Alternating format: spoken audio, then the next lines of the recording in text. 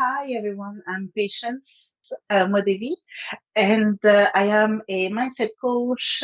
I am a certified NLP practitioner. I work primarily with women, and I also work with young people to support them.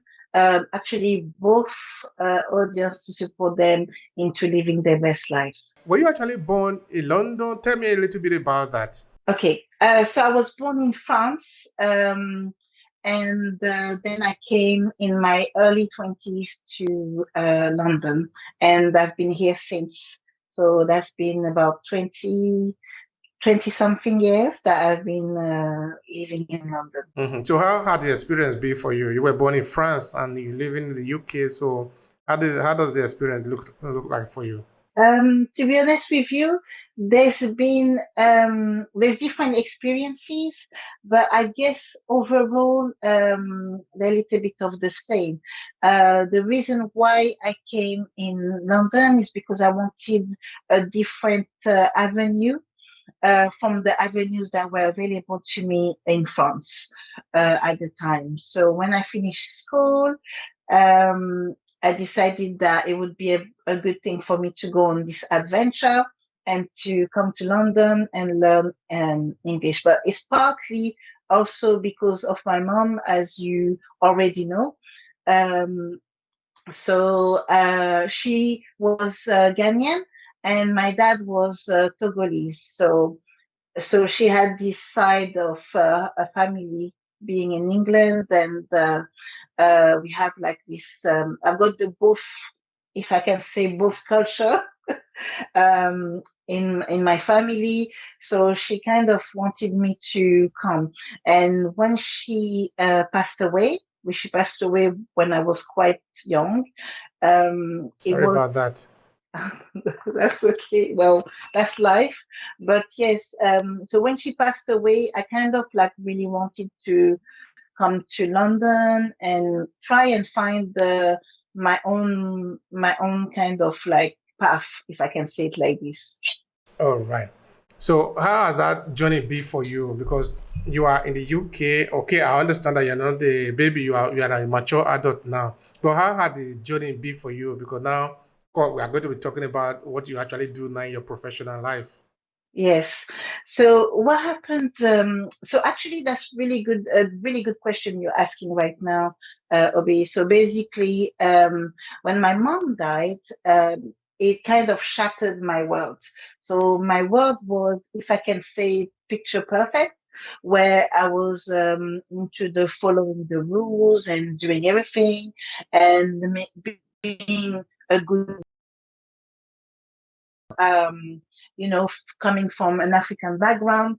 And I think what happened is that when my mom passed away, it kind of shattered all my kind of roots and things that I had set up. So then I really wanted for myself to reconstruct this kind of like family unit that I had lost. And through that, um, unfortunately, I met my husband, who is not my husband right now, but my husband at the time.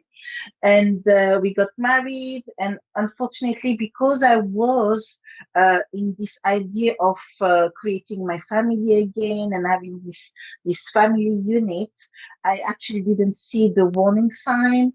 I didn't see anything that was, if I can say, um, things that you would see if you had the proper, if I can say, holistic education, not just education, and also the support that you should have. So I married quite young. I was like 20. I wasn't even 20 when I married. It's to tell you as much as I really wanted to belong to this kind of family unit.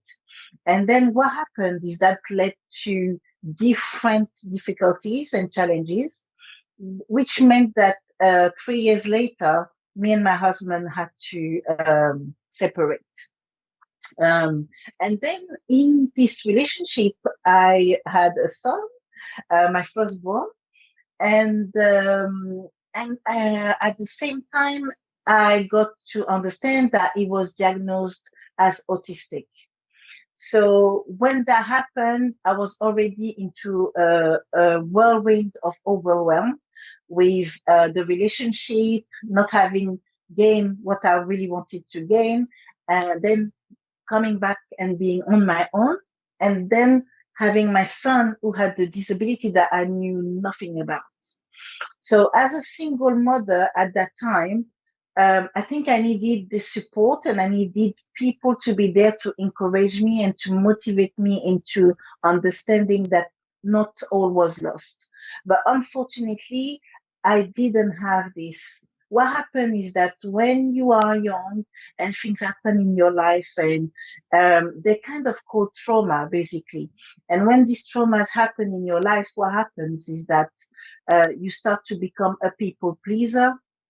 You start to accept things that you wouldn't accept, and so on and so on. And it becomes like a domino effect on things that are happening. And I felt like life was really happening to me, where instead of me actually, instead of me actually living my life, if I can say it like that. So really young, things were quite challenging.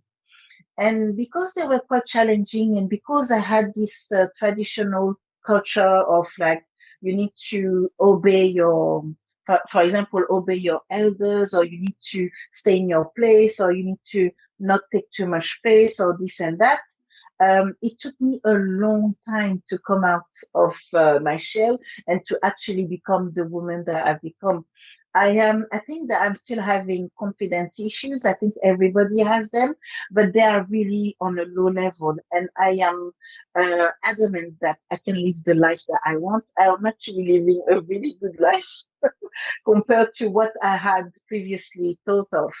And what happened is that I think people gravitated to me. So they gravitated to me because having had this experience, I am somebody who is really inspiring. I will motivate people. I will push them so that they can achieve more than they think they can achieve.